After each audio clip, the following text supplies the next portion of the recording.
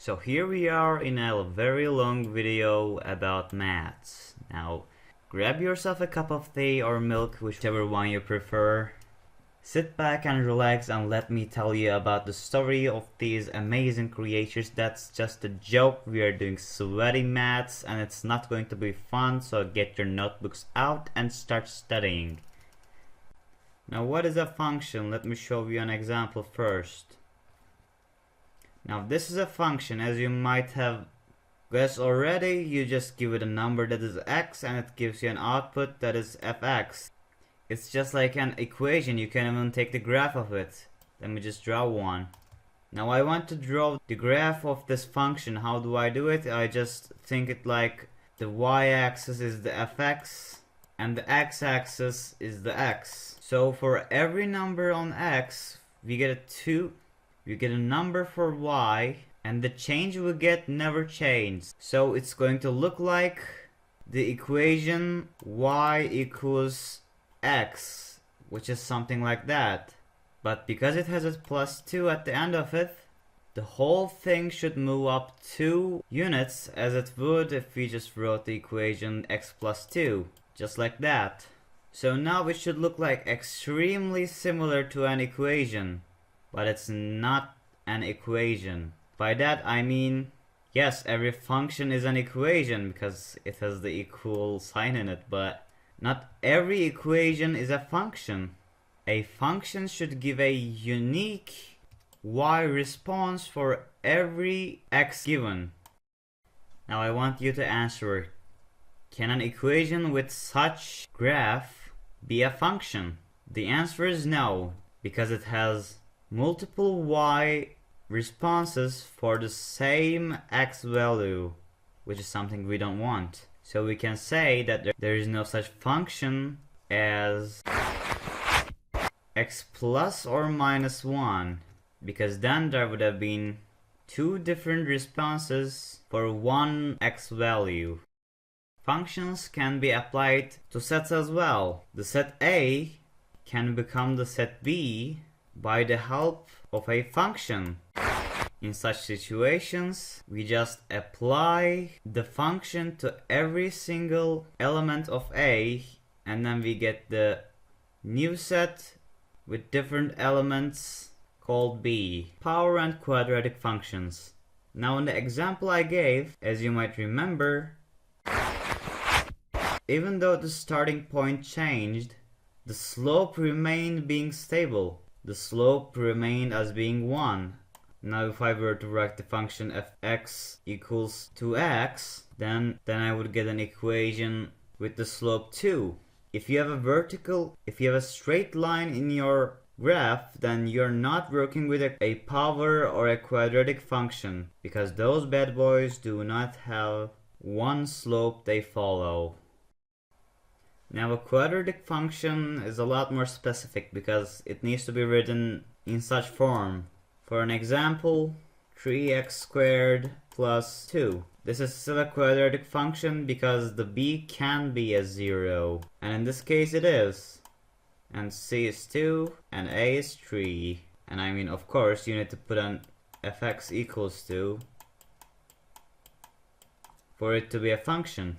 By the way, there's nothing special about the letter F, and you can just change it with random letters. But usually F or G is used. Now how do we sketch the graph of such function? It's not very complicated. It's just going to be like the graph of fx squared. The graph of fx equals to x squared, like this. But the slope of it should be 3 times more, because the y-axis will get 3 times more value due to that 3. So it would look closer to this instead. But it's still not perfect. Why? Because of this 2 over here. How is it going to affect? It's going to add 2 units to the y-axis. So it's going to look like this. Now before further go, we need to understand that the higher multiplier our x gets, the more of a slope we will get. Same thing for the opposite. If the multiplier goes like below 1, then it would decrease the slope. The addition at the end should be added to the y coordinates of the graph, and we haven't seen it yet.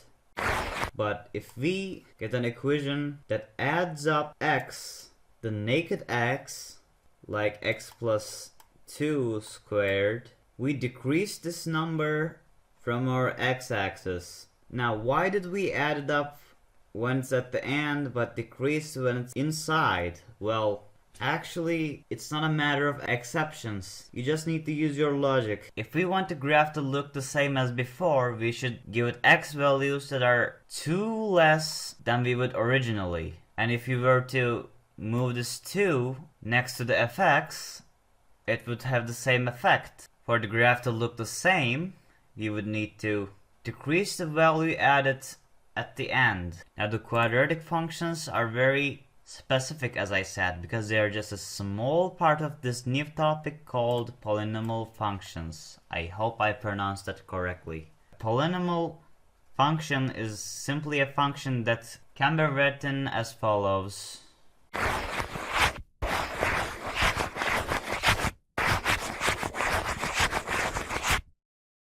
That's how it looks like. If you're not familiar with the notation, the n's under the a's just represents the a being different numbers. So there is a1, a2, and a3, let's say. We use the same letter to show that they have similar goals. So we could have just wrote x, y, and z as well. Those work pretty much like quadratic functions or the power functions. They're just cooler. Fractional power functions, they look like this. You probably got the topic already, but to be sure, I will show you how it could have been scratched as a graph. So you remember having power functions that have powers above 1? Their slope used to increase by x, right? Now this is like a matter of if it is more or less than 1. If it's less than 1, then the slope should be decreasing by time, and it would give us and it would look like this, the slope getting less and less by time. Normally you would expect to have a symmetrical part at the left hand of the function, like this. However, if the denominator is even, like 6, then you simply can't have a negative x value. Imagine it like square rooted x. This x cannot be a negative number because then it would have been undefined. So in such case, you just simply do not draw the left hand and leave it like that. Now let's check out an example for this. Now I'm going to scratch the graph of this function. Now what I know is that inside this little box cannot be below 0. The reason being this little 2 over there. This function could have been rewritten as that as well, which should make things more clear. Inside of this bubble cannot be negative. So we need to calculate at which parts, at what interval the inside of the bubble would have been below 0. To do that, I'm just going to rewrite this as the multiplication of some sums that involve only the naked x's. It should be like x minus 2 plus x plus 1 times x plus 1. And we know that this should be above or equal to 0. Now after that is quite simple. It's either both of those is going to be positive or negative. If one of them is positive and the other is negative, then it wouldn't fit. Thus, we learned that the value of x cannot be in between minus 1 and positive 2. And the rest should be like an increasing slope looking graph, because 3 divided by 2 is greater than 1, which means it's going to look like an U. So it should look somewhat like this. It kind of looks like we just ripped off the part in between, but the rest of it looks like a graph of a power function with a power greater than 1. Now you might be asking to yourself, hey, what if the power was negative? Well, you should be thankful that I'm here, friend. 'Cause I have your answer. A negative power simply means this is actually 1 divided by x to the minus n divided by m. Now the first thing that you should notice is that now x cannot be equal to 0. So when we're sketching the graph of this, we need to know that it's never going to reach the 0. Here we have this function. How do we graph that? Well, to make it easier to imagine, I'm just gonna go ahead and write it like that. And now I can clearly see that the smaller this value gets, the bigger fx going to get. And I also know that this value cannot be equivalent to 0. And also, my slope is going to be decreasing over time. So it should look somewhat like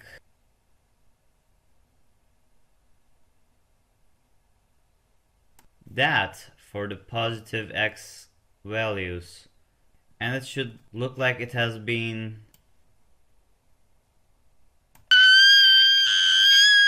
just wanted to wake you up a little, cause you know, it has been like how much? 10 minutes you could have started being sleepy and stuff. You will thank me in the future, trust me. Mirrored from this line for the negative x values. Something like that. Now, the left side of this is getting closer and closer to the fx line, but it's never reaching it. So x is never reaching the 0 and going to infinity, and below the x-axis, similar thing is happening. It's never reaching the 0 for the x, and it goes to infinity. The slope is getting smaller and smaller by time. Also, for the fx, the y value, it gets closer to 0 over time, but it never reaches 0. Because 1 divided by something is always greater than 0. Now it's gonna look a little bit different when we have an even nominator, because when you take an even power of a number, you're also taking the absolute value of it, which means it's going to look pretty much similar for the positive x values.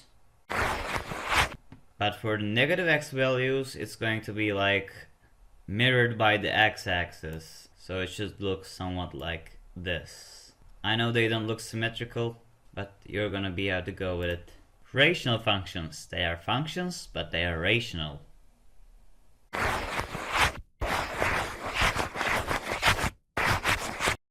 Just like that. The one thing we need to worry about those functions is that the denominator should not be 0.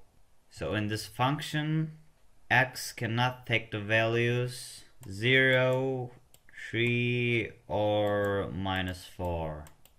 To see which ones cause the problems, you can just spread the denominator. It would look like that. And now it's a lot more clear which numbers it can't get. It can't be 0 because 0 times anything is 0. It cannot be 3 for the same reason, and it cannot be -4. So our denominator for this function is the union of three intervals from -infinity, from -infinity to -4, unioned with 0 to 3, unioned with